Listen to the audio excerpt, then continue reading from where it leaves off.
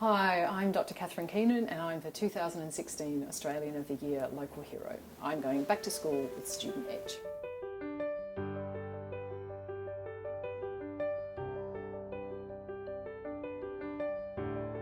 Hi, I'm Simon Murata and today we're going back to school with 2016 Australian of the Year Local Hero, Dr. Catherine Keenan. Hi, Simon. Hello. What were you like as a teenager? I was shy, quiet and bookish and bad at sport.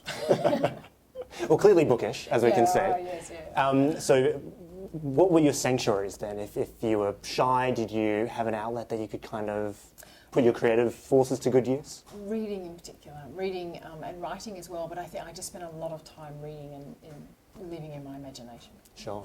What were the subjects that you just couldn't deal with? PE, that was bad. I kind of quite liked science and maths and things like that, but the PE was always just sort of ritual humiliation for me. Really? Did you have like a career aspiration sort of at that early age? Look, no, not really. They just changed all the time. I didn't really know, so I wanted to be everything from a teacher to a scientist to a writer. I didn't really know.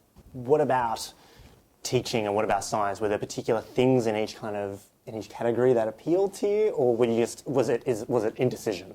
It was indecision and whimsy. I think it was kind of like if I remember we had a really interesting. We were showing one of those videos about nuclear war and things like that. And I remember thinking I need to work in something around that. So it was just whatever was in front of me. I think I would think that might be interesting. Indecision and Whimsy is a great band name, by the way. I quite like that. So you did eventually get into journalism to begin with, and correct me if the timeline's wrong on any of this. That's right. What was it that sold you on journalism? In an odd way, it was sort of by the time I got to uni, I always thought I'd be an academic, and I'd studied English literature for far too many years. And I'd always thought I'd be an academic. And then at the end of my doctorate, I actually thought I don't want to do that anymore. And then I had to think about, well, what else can I do where I can still write and I can still, be around books and things. So I kind of got into journalism that way. Why was it that you, first of all, you wanted to be an academic? Was it just the love of learning and absorbing books and all that kind of stuff? Just books. I just thought, well, I love studying them, so why don't I just keep doing this? Yeah. And then what happened? What clicked over where you thought, okay, maybe I should get out there? Okay, so I was at Oxford and I was doing my doctorate, and there was a job advertised at my college, and there were 1,000 people who applied for this extremely junior academic position. And at the same time, they were advertising for someone to make sandwiches at the Pret-a-Manger up the road, and that paid more. Sure. This was the lowest academic position. It was for 3 years. There was no job security. I just thought, this is insane. And there were all these people around the world who were brilliant applying for it. I just thought, this is madness. And when you can be a sandwich artist at Pret-a-Manger, I mean, who can deny that? So, working in journalism, and I believe you were literary and arts editor as well for a time, what was that experience like to kind of leave academia and get into a workplace, and not just a workplace, but journalism is a high intensity kind of environment? Yeah, look, I loved it. I loved it because before that I'd spent 3 years writing this 100,000 word thesis that currently 5 people have read, and then I could go to work and I could write something that hundreds of thousands of people could read, and I love that. As a journalist, you just get to go in and out of people's lives. You just go, you get to go and sit down with someone and ask them all sorts of questions and find out more about them, and it's very engaging. It's constantly interesting. Well, in 2012, you co-founded the Sydney Story Factory. I guess I'm curious about 2 things. First of all, what was it like, and what kind of inspired you to leave behind your career up to that point? And then what did you want to achieve with the Sydney Story Factory?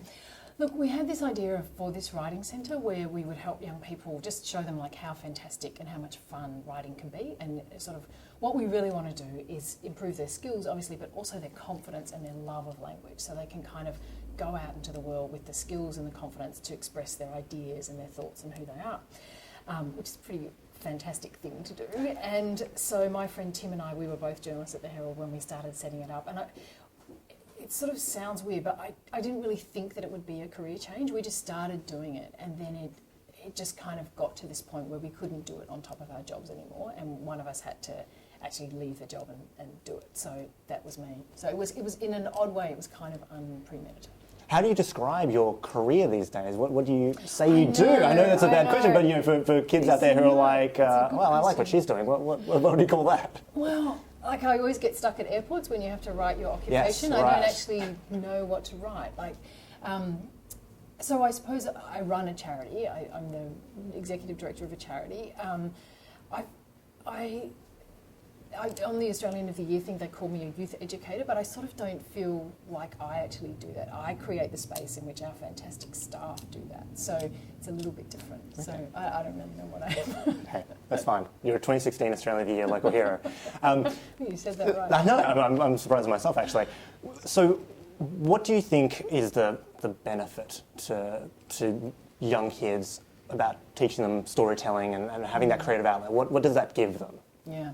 Look, I think storytelling is fundamental to being human. If you can't, that's how we understand the world, that's how we understand ourselves, and that's how we make sense of where we fit into the world, I think. So we're not really trying to turn out millions of novelists. We're just trying to turn out people who are articulate in telling the stories that matter to them and explaining who they are. And if you can do that, then you can engage with your education in a much more positive way, but also just with the world, if you can express yourself to the world, it sort of makes you a kind of bigger person. You also work a lot with Indigenous children and children from non-English speaking backgrounds.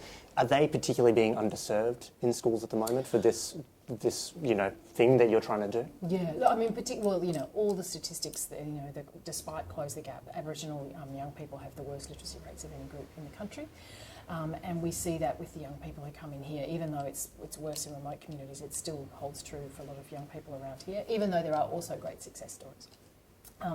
And I think a lot of the young people we work with are just new to Australia. They haven't been here that long. They might be refugees or asylum seekers or the children thereof. So they haven't, the English language is still a new thing for them. And so to come in here and be able to kind of play with it in new ways and do interesting things with it, it can be a sort of really wonderful thing. Absolutely. What would you like to see schools do? Sydney Story Factory is obviously filling a gap here that young people aren't getting perhaps in their schools, and maybe they should. What would you like to see as a result of your kind of advocacy for this?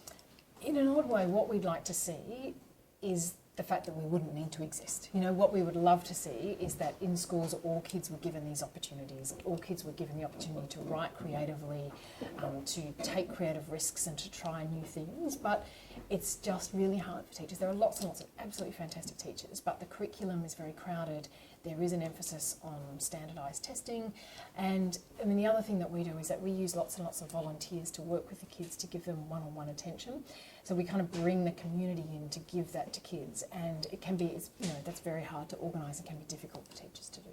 Looking back on your own experiences now as a young person, do you have any regrets about that period, and really even stretching into your years of academia, or did that kind of give you everything you needed to get this place to the state you wanted it?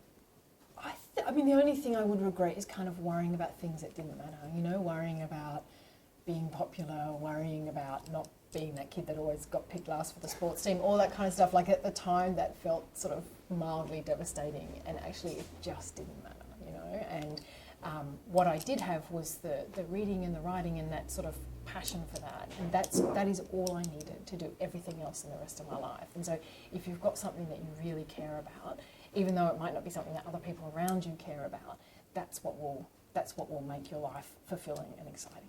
What's your advice to the bookish students out there? Keep reading and writing. Okay, thanks so much for chatting with us. Thank you very much, Simon. Hey everyone, if you enjoyed that video, subscribe to our channel on YouTube, or find more of our stuff at studentedge.com.au.